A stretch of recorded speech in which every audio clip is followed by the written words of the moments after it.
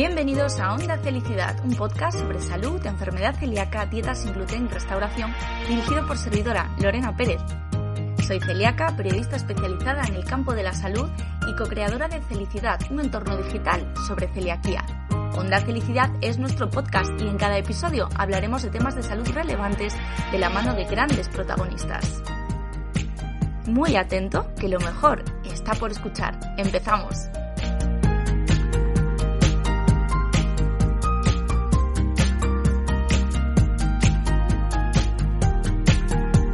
Muy buenas y bienvenidos al episodio número 23 de Onda Felicidad.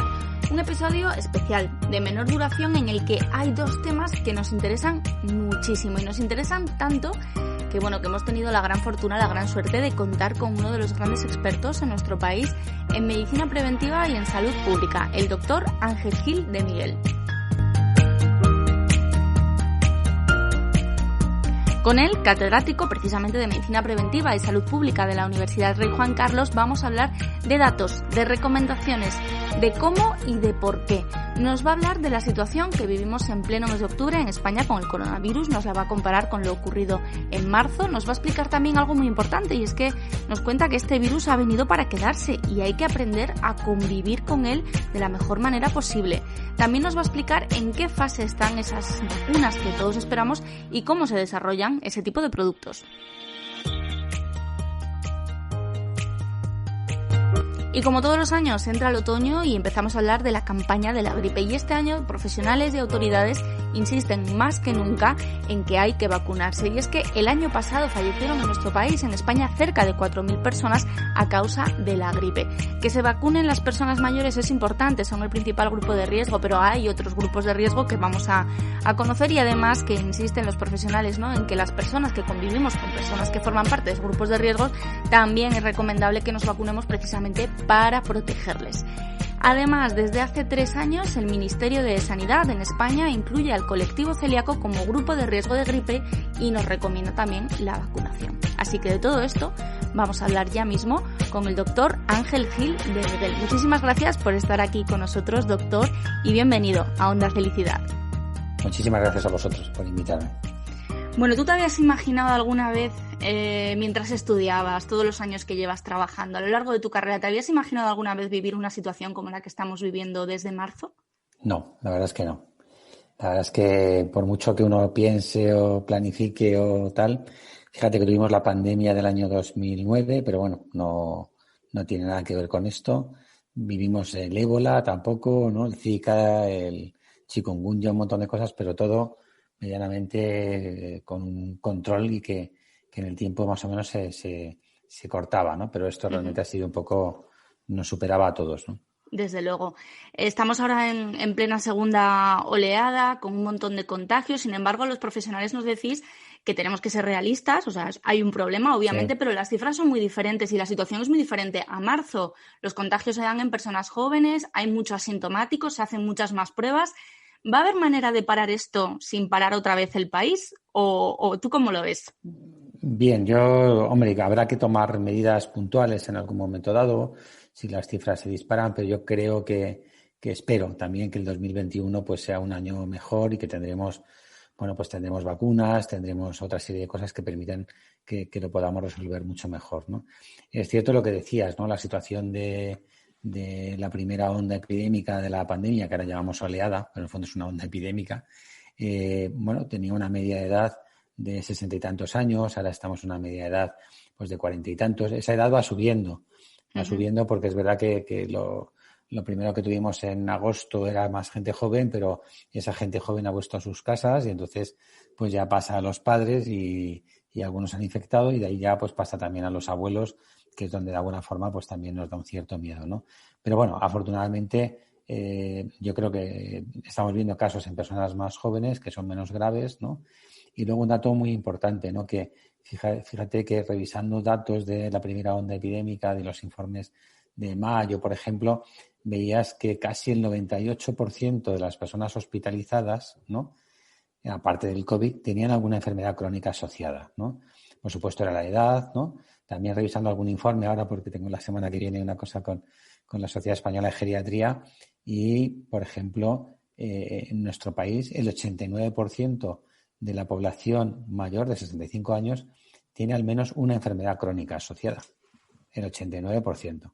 Casi nada. Con lo cual, el riesgo de que una infección como la que produce el SARS-CoV-2 o la gripe o la neumonía, etcétera, pues en una persona en estas condiciones va a ser muchísimo más grave, ¿no? Claro. Que además es algo que ocurre también con la gripe. Las gripes Sí. sabemos que a las personas mayores, que además ya tienen ciertas patologías, pues todavía es mucho más complicado. Más grave. Has dicho una cosa clave, que es las vacunas. Estamos todos pendientes de esa vacuna y hace unas semanas los medios de comunicación, que a veces somos así un poco, bueno, ya sabes cómo somos, ¿no? Publicaban una noticia hablando de una de esas vacunas, ¿no? Hablaban de los problemas que había tenido una vacuna con un paciente. En realidad eso lo que demuestra es la seguridad, el nivel de seguridad. Claro. Que se exige a estos productos. ¿Nos puedes explicar así de manera muy general y rápida cuáles son las fases para el desarrollo de una vacuna? Bien, siempre una vacuna, cuando se busca un posible candidato a vacuna, se prueba primero en experimentación animal, ¿no? Uh-huh. Cuando eso sale bien y vemos que no produce grandes daños y demás, tenemos 3 fases de desarrollo clínico en humanos antes de la comercialización, ¿no? La fase 1 son voluntarios sanos, habitualmente un grupo pequeño de personas que se ofrecen como voluntarios para ver sobre todo, bueno, pues reacciones graves que se puedan producir y que sean de baja frecuencia, y también vamos buscando siempre la eficacia, pero va en paralelo, buscamos eficacia y seguridad siempre en toda la investigación clínica. Luego damos el salto a la fase 2 y ya no son voluntarios sanos, sino que es población más general, población más vulnerable, y bueno, pues suele ser un número mayor, a veces se multiplica por 10 ese número, estamos hablando de 1.000, 2.000 personas en las que se prueba, y cuando todo ha funcionado bien ahí, vemos que la vacuna produce anticuerpos, que es lo que tiene que producir, es una vacuna eficaz, es una vacuna segura, pues damos el salto a la fase 3, que se suele hacer en grandes grupos de población. Hablo de ensayos clínicos de 50.000 personas, o cifras tremendamente grandes. Con lo cual, hay 2 cosas. Una, que pueden aparecer efectos adversos graves de baja frecuencia, y por eso se tiene que hacer antes de que se comercialice. Y luego, un dato muy importante, que claro, estás probando ya en 50.000 personas que son un poco del ámbito de la población general, ¿no? Cada uno con sus características, algunos pues incluso con su enfermedad, y ha habido hay ensayos clínicos en personas también mayores para ver, porque van a ser candidatos a la vacunación y tenemos que ver si la vacuna es eficaz y segura en ellos, o sea que eso es un dato importante. Pero, bueno, pueden aparecer enfermedades de las que aparecen habitualmente en la población general, ¿no? Ahí ya sabes que siempre en epidemiología hablamos del criterio de causalidad. Lo que buscamos es si eso es causa de, la vacuna es causa de eso que se está produciendo, o si es casualidad. Casualidad en el sentido de que, bueno, uno de los pacientes que del ensayo clínico en fase 3 de la vacuna de Oxford y AstraZeneca, pues tuvo un problema de una mielitis, ¿no? ¿Esa mielitis se hubiese producido independientemente de que se haya administrado la vacuna? Pues posiblemente sí, ¿no? Y de hecho se ha establecido finalmente que es así y que esa mielitis no tiene nada que ver realmente con la vacuna. Pero hay que parar el ensayo. El ensayo se tiene que parar, se tiene que comprobar que no hay esa relación de causa-efecto y después seguir si se puede seguir, ¿no? En este momento tenemos la suerte de que hay, yo diría, casi unos 5 candidatos de vacunas que van evolucionando muy bien, que están en la fase 3, ¿no? Y bueno, es una noticia buena, ¿no? Que esperemos que finalmente pues lleguen a su fase final, y yo espero que el primer semestre del año 2021 pues sea un semestre bueno y positivo en el que vamos a ir viendo cómo se van incorporando estas diferentes vacunas, ¿no? Qué buena noticia, porque sin duda es, yo creo que lo que estamos esperando todos, porque bueno, pues al final, mientras tanto, hay que convivir con ello, no podemos parar nuestra vida, pero bueno, los profesionales estáis cansados también de repetir cuáles son las precauciones básicas que hay que tener, y hay quien todavía no se las aprende, ¿no? No es tan complicado. Yo creo que, y lo hemos dicho muchas veces, ¿no? En esta situación lo que tenemos que pensar es que el virus va a seguir estando ahí, aunque tengamos vacuna. Este virus va a seguir estando ahí, ¿no? Lo que tenemos que hacer, hay algo que no he dicho antes, que afortunadamente ahora ya se hace, y es que al principio, en marzo, no sabíamos cómo tratar esta enfermedad. Sin embargo, ahora ya los clínicos saben muy bien qué fármacos son adecuados, qué fármacos funcionan bien, qué fármacos van a evitar complicaciones, etcétera, etcétera. Y también esto reduce A lo mejor no reduce las hospitalizaciones, pero sí que reduce el ingreso en UCI o las muertes, ¿no? Que es algo muy importante. Reduce la gravedad de la enfermedad. Claro. Con la vacuna, además de reducir ingresos en UCI y muertes, podremos reducir hospitalizaciones, ¿no? Pero cada uno tenemos que seguir un poco aplicando estas medidas de precaución que decimos siempre, ¿no? Porque además, a lo mejor sin querer, cualquiera de nosotros podemos ser una persona infectada asintomática y podemos transmitir a otros, ¿no? Yo creo que ese es el mensaje más claro, que el ponernos una mascarilla y demás tiene que ser un acto de solidaridad para evitar el contagio al resto de personas. No pensar en que yo me estoy evitando que me contagien a mí, ¿no? Uh-huh. Sino que puedo ser un asintomático que puedo estar contagiando a otras personas, ¿no? Entonces yo creo que eso, aquí tenemos que hacer un ejercicio de solidaridad y entender que esto es por el bien de todos. No tenemos que pensar de forma individual de, si a mí no me va a pasar nada, si yo no me voy a infectar, si no, no, si no es por ti, es por todas las personas que te rodean, porque vas a trabajar o vas a buscar a tu niño al colegio, claro, o etcétera, etcétera. Yo creo que eso es un mensaje muy importante. Mensaje de solidaridad, también por un aspecto muy importante. Las vacunas van a ir llegando poquito a poquito, pero y como van a llegar poco a poco, no se va a poder vacunar todo el mundo de golpe. Uh-huh. Y habrá que priorizar, ¿no? Y en esa priorización, pues se tendrán que vacunar los sanitarios, se tendrán que vacunar las personas que están en residencias de ancianos y a lo mejor pues a ti te tocará para esperar, junio. No pasa nada. Esperar, y a mí a lo mejor con un poco de suerte me toca en abril, ¿no? Pero bueno, tenemos que esperar, tenemos que saber que tenemos que esperar y que hay gente que lo necesita antes y a la que hay que ponérselo antes. Exacto. Siempre vemos, ¿no?, de vez en cuando los movimientos de antivacunas. Sin embargo, yo creo que nunca se había estado en la historia, ¿no?, tan expectante, esperando a que llegue esa vacuna. Y de lo que sí que tenemos vacuna es de la gripe y estamos ahora en plena campaña. En algunos sitios ya han empezado, en otros vamos a empezar pronto. Y este año estáis haciendo los profesionales mucho hincapié en la importancia de vacunarse como todos los años, pero quizás este año es todavía un poquito más importante. ¿Cuáles son los principales grupos de riesgo que tienen que vacunarse sí o sí este año de la gripe? Bien, son los que establecen las autoridades sanitarias, que lo establecen siempre. Hay un grupo tremendamente importante que incluso alguna comunidad, como es Madrid, baja la edad y son todos los mayores de 65 años. Madrid dice todos los mayores de 60, independientemente de si tienen o no enfermedades, aunque se encuentren bien, no tengan ninguna patología y tal y cual, todos se tienen que vacunar. Todos los mayores de 60 a 65 años se tienen que vacunar. Y luego, desde los 6 meses de edad hasta los 60 años o 64, dependiendo de la comunidad autónoma, en esa franja se tienen que vacunar todas las personas que tengan alguna enfermedad crónica asociada. ¿De acuerdo? Sí. Perdona, se me cuela aquí un... No te preocupes. No te preocupes, que sabemos que tienes poco tiempo. Además, has dicho una cosa por la que te quería preguntar, porque es muy interesante para la gente que nos escucha constantemente, que son personas que tienen celiaquía, y la celiaquía es una enfermedad crónica, y desde hace 3 años, pues las personas con celiaquía formamos parte de esos grupos de riesgo y también nos recomiendan. Y muchas veces la gente nos pregunta, pero si yo soy celíaco de toda la vida y nunca me he vacunado, las vacunas son seguras. Hay que hacer siempre hincapié en ello. Claro, las vacunas son seguras todas, evidentemente. Son productos biológicos que están comercializados y autorizados por todas las agencias reguladoras y que si no fuesen seguras no estarían ahí. Eso está claro. O sea, estarían retiradas y estarían fuera. En el caso de la vacuna de la gripe, es verdad que cuando se aplica a la población más mayor y que tiene mucha patología crónica, su eficacia no es tan sumamente alta, porque a partir de los 65 años se produce un fenómeno que llamamos de inmunosenescencia, envejecimiento del sistema inmunológico, por decirlo así de una forma coloquial, y hace que las vacunas respondan peor en esas personas, ¿no? Por eso la importancia de que se vacunen. A lo mejor no te vamos a evitar que tengas la gripe, pero sí que te vamos a evitar que te hospitalicen o que incluso se pueda morir. El año pasado, la temporada pasada, han muerto casi 4.000 personas relacionadas con la gripe, ¿no? Dice, bueno, pues es para tenerlo en cuenta, ¿no?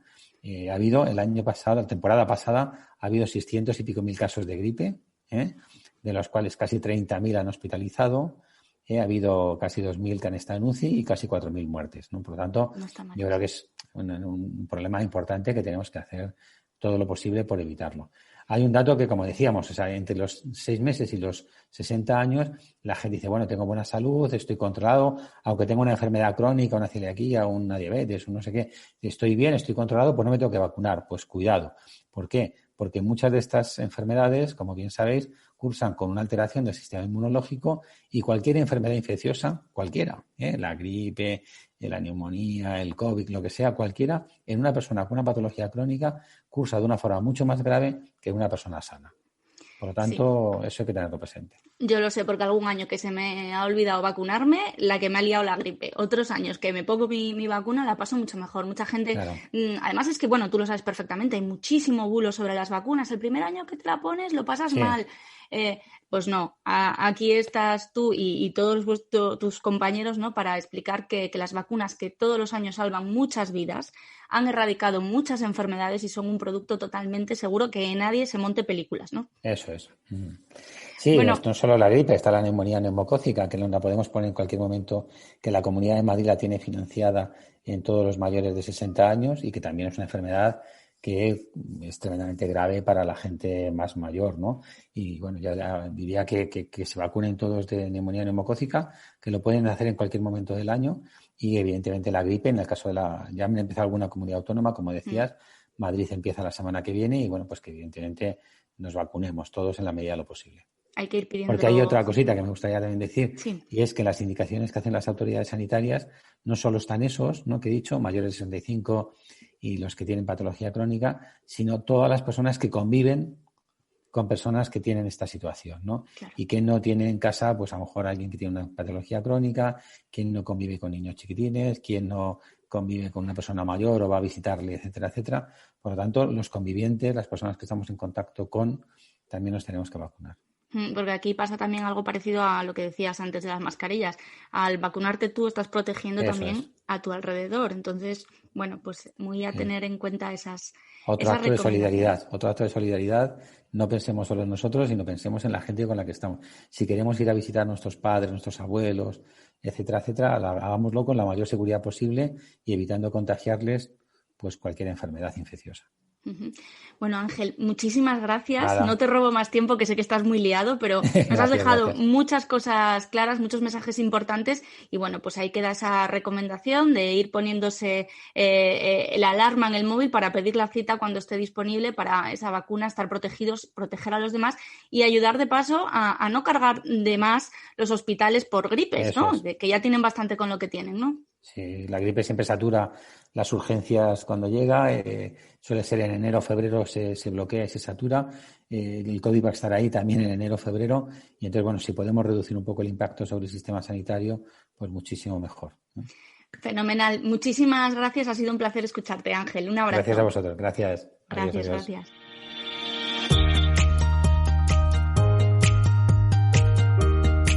Bueno, siempre os traemos a los que más saben y a los que mejor lo cuentan, ¿eh? No os podéis quejar con los invitados que tenemos en Onda Felicidad. El episodio de hoy es más cortito, pero es intenso, cargado de contenido y de mensajes realmente importantes, pues en estos 20 minutitos que hemos tenido la suerte de poder escuchar al doctor Gil de Miguel, al que de nuevo agradezco pues su participación y su atención con nosotros.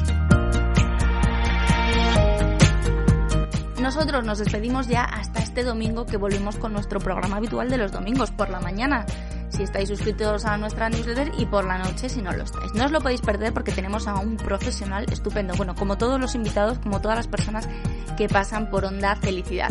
Así que si no os lo queréis perder precisamente, pues nada, le dais a me gusta o a suscribir o a seguir al podcast que estáis escuchando ahora mismo en la plataforma en la que lo estáis escuchando, y así de verdad que no os perdéis nada. Tampoco se os va a escapar nada si os suscribís a nuestra newsletter en felicidad.net/hola, que además por suscribiros pues hay un regalito, un pequeño premio, ¿vale? Y por supuesto, donde nos encontráis también a diario en las redes sociales, compartiendo con vosotros un montón de contenidos de calidad sobre enfermedad celíaca y sobre salud. Allí os espero. Muchas gracias por escucharnos. Nos escuchamos en unos días. Cuidaros mucho y un fuerte abrazo.